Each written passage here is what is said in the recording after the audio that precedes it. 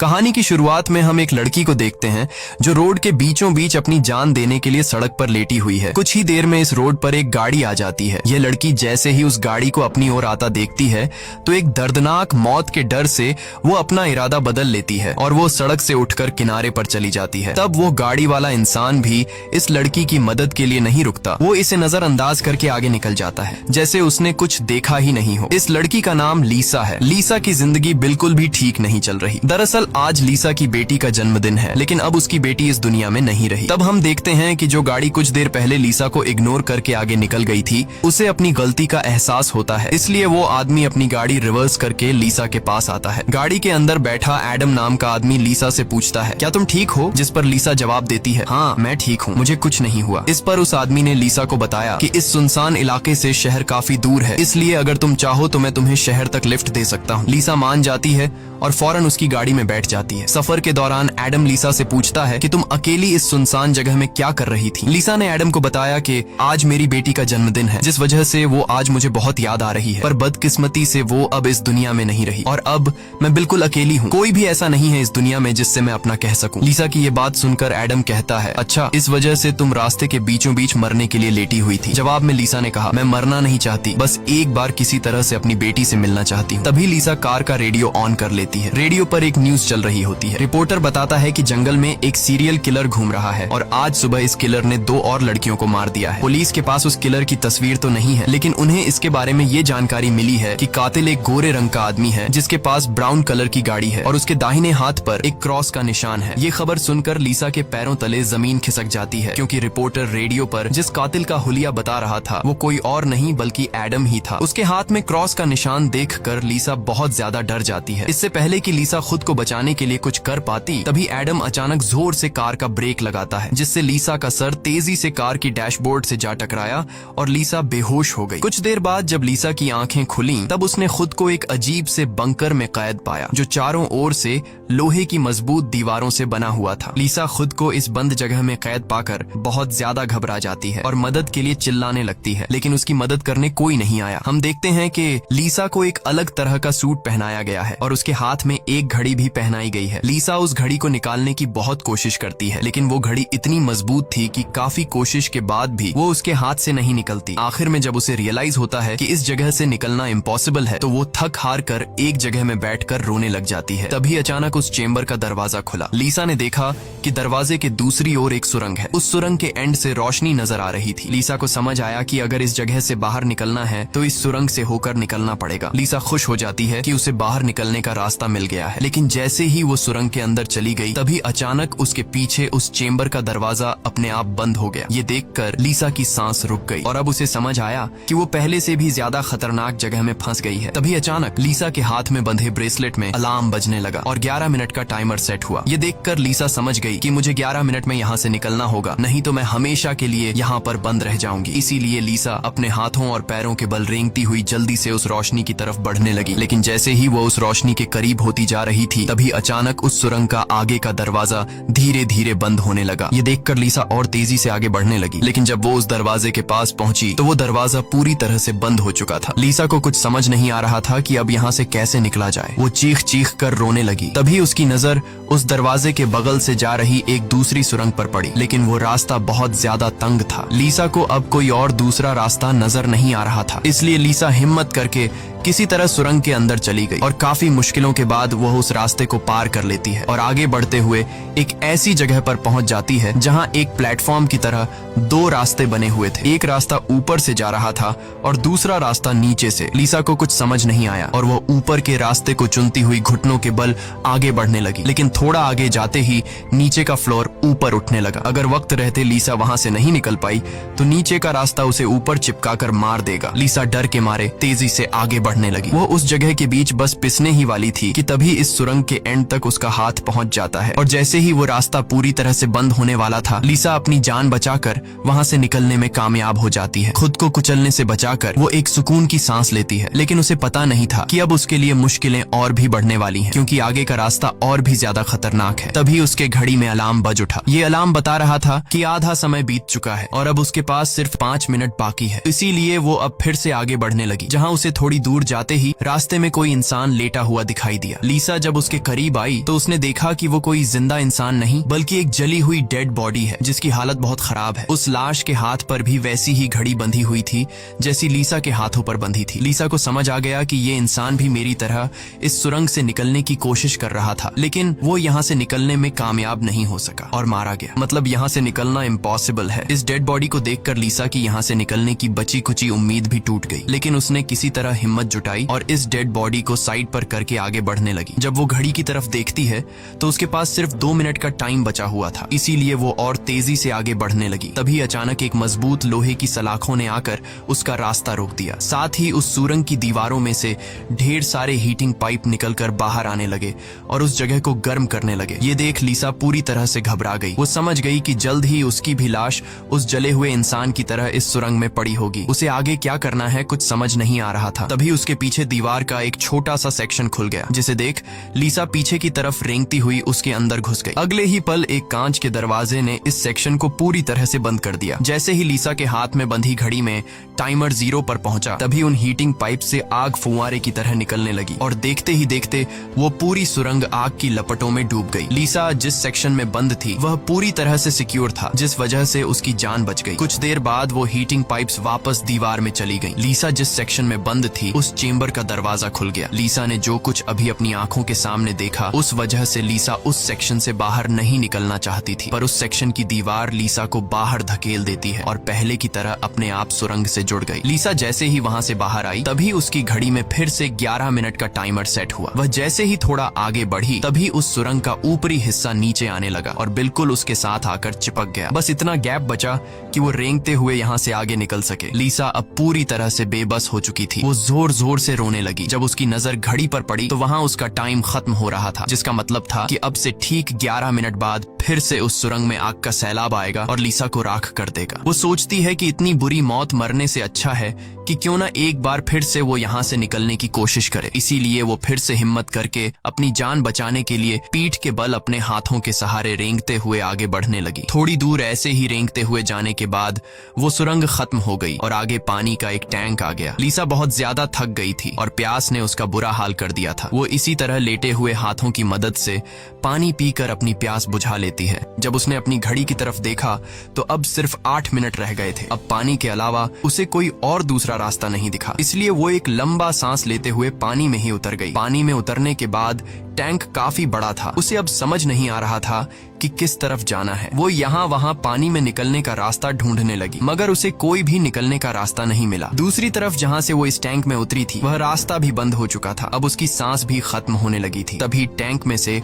ऊपर की तरफ एक दरवाजा खुल गया। लीसा जल्दी से उस दरवाजे से होते हुए ऊपर निकल आई। बाहर निकलते ही उसने जोर जोर से सांसें लीं और आगे का रास्ता तय करने लगी, लेकिन लीसा बहुत ज्यादा थक चुकी थी। आगे बढ़ना उसके लिए बहुत मुश्किल हो रहा था और कुछ ही देर में भारी थकान की वजह से लीसा की बीच रास्ते में ही आंख लग गई। लेकिन तभी लीसा के कानों में किसी के चीखने की आवाज गूंज उठी। वहाँ और भी कोई था जो मदद के लिए पुकार रहा था। उसकी आवाज सुनकर लीसा के अंदर बचने की एक उम्मीद जाग उठी, इसीलिए वो जल्दी से उस आवाज का पीछा करने लगी। अचानक एक जगह उसके ठीक नीचे एक दरवाजा खुला जिसके अंदर उबलता हुआ तेजाब था। लीसा उस तेजाब में गिरने से बाल बाल बची। वो तेजाब इतना खतरनाक था कि एक मजबूत लोहे को भी कुछ सेकंड में पिघला देता। लीसा जल्दी से अपने कपड़े का एक टुकड़ा काटती है और उसे टेस्ट करने के लिए तेजाब में डुबोती है। कपड़ा कुछ ही सेकंड में काली राख में बदल जाता है। ये देखकर वो बहुत ही संभल कर आगे बढ़ती है। वो अपने हाथों और पैरों को उस गड्ढे के किनारों पर रखकर उस जगह को पार करने ही वाली थी कि तभी उसका घुटना तेजाब में लग जाता है, जिससे लीसा दर्द से चीख पड़ी। खुशकिस्मती से उसके सूट की वजह से उसका घुटना गलने से बच गया, लेकिन उसके घुटने पर एक गहरा जख्म बन गया था। अच्छी बात ये थी कि अब वह मदद की आवाज काफी करीब से आ रही थी। लीसा अपना दर्द भूलकर फिर से उस आवाज का पीछा करने लगी और आखिरकार वो एक लोहे की ग्रिड के पास जा पहुंची। उससे कुछ दूरी पर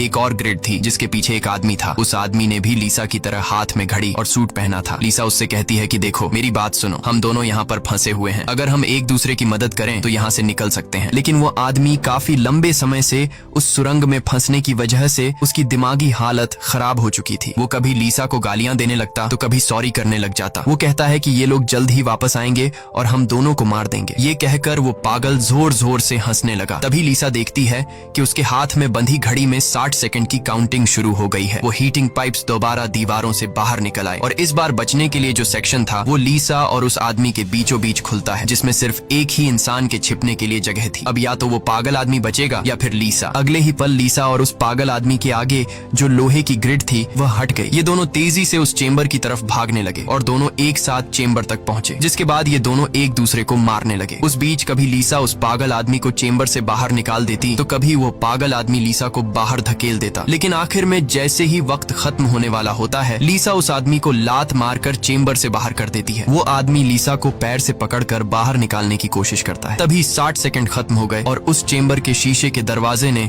उस आदमी का हाथ काट दिया। दर्द से वो आदमी चिल्ला उठा। तभी लीसा की नजर उस आदमी के हाथ पर पड़ी जिस पर क्रॉस का टैटू बना हुआ था। उस टैटू को देखकर लीसा समझ जाती है कि ये आदमी कोई और नहीं बल्कि उसे कार में बेहोश करने वाला सीरियल किलर एडम है। अब लीसा की सारी कंफ्यूजन दूर हो गई। पहले लीसा को लग रहा था कि एडम ने इसे यहाँ कैद करके रखा है, लेकिन उसकी ये सोच गलत थी क्योंकि एडम बेचारा तो अब खुद मौत के मुंह में था। इतने में ही लीसा की घड़ी पर 11 मिनट का वक्त पूरा हो गया और उन हीटिंग पाइप्स से निकलती तेज आग ने कुछ ही सेकंड्स में एडम को राख में बदल दिया। अपनी आंखों से एडम की इतनी भयानक मौत देखकर लीसा डर के मारे कांपने लगी। कुछ देर बाद सेक्शन के अंदर एक छोटे सुरंग में से एक रोबोट आता है। वह एक बहुत ही भयानक सा स्कल था। ये रोबोट लीसा को कोई नुकसान नहीं पहुंचाता बल्कि उसके तेजाब से जले हुए घुटने को ठीक कर देता है। लीसा ने उससे पूछा कि वो कौन है और उसे यहाँ क्यों लेकर आया है। जवाब में उस रोबोट के मुंह से एक टूल निकलता है और वो टूल लीसा के सूट के साथ कनेक्ट हो जाता है। उस टूल की मदद से लीसा को फ्लैशबैक की सारी बातें याद आने लगती हैं, जब वो कार में एडम के साथ थी और उसे एडम की सच्चाई का पता चलने पर एडम की उसके साथ झड़प हो गई थी। उस दौरान एडम ने लीसा पर चाकू से सीने पर वार किया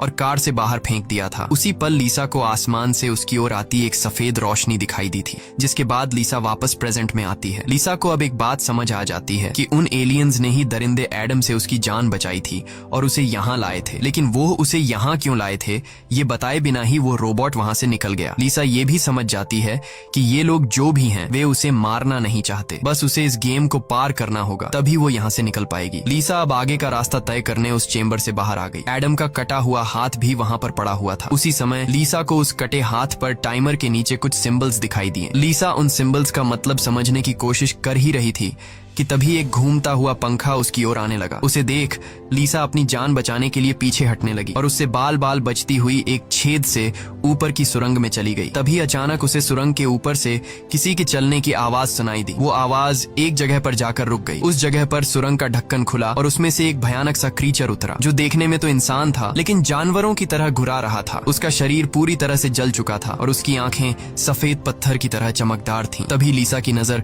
उसके कटे हुए हाथ की तरफ गई। उसका कटा हुआ हाथ देखकर लीसा समझ गई कि वो कोई और नहीं बल्कि एडम है, जो जलने के बाद एक राक्षस में बदल चुका है। अब वो लीसा को मारना चाहता था। एडम की आंखें जल गई थीं, इस वजह से वह लीसा को देख तो नहीं सकता था पर वो सुन सकता था। लीसा चुपचाप धीरे धीरे आगे बढ़ने लगती है, लेकिन तभी उसकी घड़ी के फर्श पर टकराने से एक हल्की सी आवाज गूंज उठी, जिससे एडम को उसकी भनक लग गई और तेजी से लीसा को मारने के लिए उसके पीछे आने लगा। लीसा उसके हाथ लगने ही वाली थी कि तभी लीसा एक पतली सुरंग से उस पार चली गई। एडम को कुछ नजर न आने की वजह से वह उस जगह को पार नहीं कर पाया। लीसा उस सुरंग से आगे बढ़ती हुई एक ऐसी जगह पर पहुंची जहां उसके पास आगे जाने के लिए 2 रास्ते थे। लीसा को कुछ समझ नहीं आ रहा था कि किस रास्ते को चुनना चाहिए। वह बहुत सोचने के बाद जब उसे कुछ समझ नहीं आता तो वह एक अंदाजे से लेफ्ट वाले सुरंग में घुस जाती है। सुरंग के बाहर एक कमरा था जिसकी चारों ओर कांच की दीवारें थीं। उन दीवारों पर लीसा को उसके पैदा होने से लेकर अपनी बेटी को जन्म देने तक की सारी यादें दिखाई दे रही थीं। वहां लीसा ने यह भी देखा कि किस तरह उसकी लापरवाही की वजह से उसकी बेटी की जान चली गई। लीसा अपनी बेटी को याद करके बहुत रोने लगती है। तभी उसने देखा कि ऊपर छत से एडम फिर से उसके पीछे आ रहा है, लेकिन लीसा उससे अपनी जान छुड़ाकर एक दूसरे सुरंग में पहुंच जाती है, जहां उसने कुछ ऐसा देखा जिससे उसकी खुशी का ठिकाना नहीं रहा। उसने देखा कि उस सुरंग के खत्म होने पर बाहर नीला आसमान चमक रहा है। अपनी आजादी को इतने करीब से देखकर लीसा में दोबारा हिम्मत आ गई, लेकिन उस सुरंग को पार करने के लिए उसे एक कंटीले रास्ते से होकर गुजरना पड़ेगा। अब सिर्फ 60 60 सेकंड का टाइम बचा हुआ था। अगले ही पल हीटिंग पाइप्स भी दीवार से बाहर निकल आए, जो 60 सेकंड्स खत्म होते ही उस जगह को आग से भरने वाले थे। लीसा बिना टाइम जाया किए इन कांटेदार तारों के नीचे से जाने लगी, जिससे वो कांटेदार तार उसकी बॉडी में घुसकर लीसा की पीठ बुरी तरह से काट देते हैं। लीसा बहुत ज्यादा तकलीफ में होती है और उसके पीठ से बहुत ज्यादा खून निकलने लगता है, लेकिन लीसा खुद की परवाह किए बिना धीरे धीरे आसमान की तरफ बढ़ने लगी। तभी पीछे सुरंग में चेंबर खुला, जिसमें एडम झट से जाकर छिप गया। अब कुछ ही देर में आग का सैलाब आने वाला था। खून से लथपथ लीसा बाहर निकलने की कोशिश में थी, लेकिन बहुत ज्यादा खून बहने की वजह से अब आगे बढ़ना उसे मुश्किल हो रहा था। उसकी आंखें धुंधली हो रही थीं। तभी 60 सेकंड्स खत्म हो गए और अगले ही पल वहां आग बरसनी शुरू हुई। उससे पहले कि वो आग का सैलाब लीसा को भी अपनी चपेट में लेता, लीसा के ठीक नीचे एक द्वार खुला और वो नीचे एक चेंबर में जा गिरी और बेहोश हो गई। थोड़ी देर बाद जब लीसा की आंख खुली तो उसने देखा कि वो फिर से उसी जगह पर आ गई है जहां से उसने बढ़ना शुरू किया था। यानी अब तक उसने जितनी भी मेहनत की यहाँ से निकलने की, वो सारी जाया चली गई। ये देखकर लीसा अब पूरी तरह से टूट चुकी थी। तभी वो रोबोट उसकी मरहम पट्टी के लिए दोबारा आ जाता है। लीसा ने उसे मरहम पट्टी करने से रोका, क्योंकि वो दोबारा ये सब दोहराने के लिए तैयार नहीं थी। उसने रोबोट से कहा कि वो अब सिर्फ मरना चाहती है। उस रोबोट ने लीसा की बात मान ली और उसके मुंह से एक इंजेक्शन निकलकर लीसा के शरीर की तरफ बढ़ने लगा। तभी लीसा को एडम के हाथ पर बने हुए निशान याद आ गए। वो समझ गई कि जरूर वो निशान यहाँ से बाहर निकलने का रास्ता बताते हैं, इसलिए वो अपने खून से दीवार पर एडम के हाथ पर बने हुए निशान बनाने लगी, जिसे काफी गौर से देखने के बाद लीसा को पता लगा कि ये तो एरो है जो यहाँ से निकलने की डायरेक्शन बताते हैं। जैसे कि पहला एरो लेफ्ट साइड की तरफ मुड़ा हुआ था, जिसका मतलब रास्ते में आने वाली पहली 2 सुरंगों में से उसे लेफ्ट साइड वाली सुरंग के अंदर जाना चाहिए। दूसरे नंबर का एरो राइट साइड की ओर मुड़ा हुआ था, यानी पहली सुरंग को पार करने के बाद जब फिर से एक साथ 2 सुरंगें आएंगी तब राइट साइड वाली सुरंग के अंदर जाना चाहिए। उसे लगा कि जरूर मेरे हाथ की घड़ी के नीचे भी इसी तरह के सिंबल्स बने होंगे जो यहाँ से बाहर निकलने की डायरेक्शन बताते हैं। ये समझते ही लीसा ने उस रोबोट से उसके जख्मों को ठीक करने को कहा। जख्मों की मरहम पट्टी होते ही वो एक नई उम्मीद के साथ फिर से इन टनल्स में निकल पड़ी। लीसा पहले भी इन सुरंगों से गुजर चुकी थी, इसलिए वह बड़ी आसानी से उन सुरंगों को पार करते हुए आगे बढ़ने लगी और उस तेजाब से भरे गड्ढे के पास जाकर रुक गई। वहाँ उसने अपनी घड़ी को तेजाब में जलाकर उसे अपनी कलाई से अलग किया। उसकी कलाई पर भी ठीक वैसे ही सिंबल्स थे जैसे एडम के हाथ पर थे, बस उनमें थोड़ी बहुत चेंजिंग थी। लीसा उस जली हुई घड़ी को अपने हाथों में लिए हुए आगे बढ़ने लगी और उस जगह पर पहुंच गई जहां उसने पहली बार इन 2 टनल्स में से लिफ्ट वाले टनल को चुना था, लेकिन सिंबल्स के मुताबिक सही सुरंग राइट वाली है। वो जल्दी से राइट वाली सुरंग में चली गई, जहां आगे जाकर उसे 2 और सुरंगें मिली जिनमें सही सुरंग लेफ्ट वाली थी। इसी तरह लीसा अपने हाथ पर बने निशान की मदद से हर बार सही रास्ता चुनकर आगे बढ़ रही थी, लेकिन तभी एक बार फिर से एडम उसके पीछे पड़ गया। यहाँ लीसा समझदारी से काम लेते हुए एडम को गुमराह करने के लिए एक सुरंग के अंदर अपनी घड़ी फेंक दी और खुद दूसरी सुरंग में छिपकर बैठ गई। एडम घड़ी की आवाज का पीछा करते करते दूसरी सुरंग में घुस गया। एडम के जाते ही जब लीसा ने अपनी कलाई पर बने सिंबल्स चेक किए तो उसे पता चला कि उसने एडम को जिस सुरंग में भेजा था वही सही सुरंग थी। ये देखकर लीसा बहुत ज्यादा परेशान हो गई। अब लीसा के पास कोई दूसरा रास्ता नहीं था, इसलिए वो धीरे से एडम जिस टनल में था वो भी उस टनल में घुस गई। ये टनल काफी अजीब सा था, ऐसा लग रहा था कि ये टनल जैसे किसी बड़े जानवर का पेट हो। लीसा धीरे धीरे आगे बढ़ने लगी। थोड़ा सा आगे जाकर उसने देखा कि उसकी घड़ी सामने पड़ी हुई है, लेकिन एडम भी वहाँ पर मौजूद है। एडम अब चूंकि देख नहीं सकता था, इसलिए लीसा चुपके से उस घड़ी को उठा लेती है, पर तभी घड़ी में 60 सेकंड्स बचे होने का अलार्म बजने लगा, जिसकी आवाज से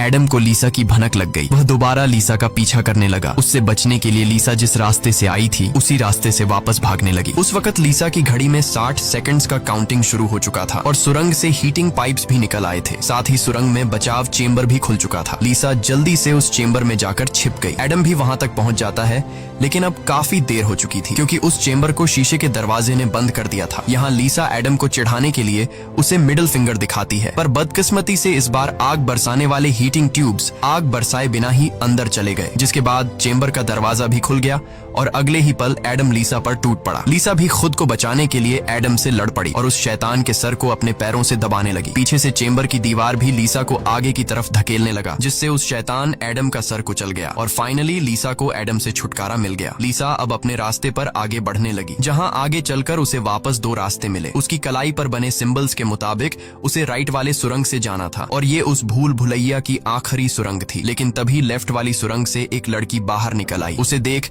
लीसा की आंखें खुली की खुली रह गईं और वो रोने लगी, क्योंकि यह लड़की कोई और नहीं बल्कि उसकी बेटी नीना थी। नीना के मरने के बाद से लीसा ने जीना ही छोड़ दिया था। उसकी बस यही एक ख्वाहिश थी कि वो किसी तरह नीना से मिल पाए, और आखिरकार आज उसकी ये ख्वाहिश भी पूरी हो गई। नीना ने अपनी माँ लीसा से कहा कि अब दोबारा मुझे फिर से अकेला मत छोड़ना, जिस पर लीसा ने जवाब दिया, नहीं बेटा, मैं हमेशा तुम्हारे साथ रहूंगी। जिस पर नीना कहती है, तो फिर आओ मेरे साथ लेफ्ट वाले टनल में चलो। लीसा रोते हुए बोली, नीना, मैं तुम्हें फिर से खोना नहीं चाहती, लेकिन सच तो ये है कि तुम पहले ही मर चुकी हो और मेरी मंजिल दूसरी सुरंग में है। इतना कहकर लीसा वहाँ से जाने लगी। पीछे से नीना उसे पुकारती रही, लेकिन लीसा दिल पर पत्थर रखकर उस सुरंग से बाहर निकली। बाहर आते ही लीसा फूट फूट कर रोने लगती है। उसके बाद लीसा ने बिना समय गंवाए राइट वाली सुरंग में घुस गई, जहाँ उसे सुरंग के अंत में खुला आसमान दिख रहा था। वो खुश होकर तेजी से आगे बढ़ने लगी, लेकिन तभी उसके रास्ते में 3 लोहे के ब्लेड्स आ गए, जो लगातार तेजी से ऊपर नीचे हो रहे थे, जिन्हें पार करने का मतलब था खुद के टुकड़े करवाना। लेकिन लीसा को हर हाल में यहाँ से निकलना था, इसीलिए उसने गौर किया कि उनमें से पहला ब्लेड हर 4 सेकंड्स में एक बार नीचे आ रहा है। लीसा उसके करीब पहुंची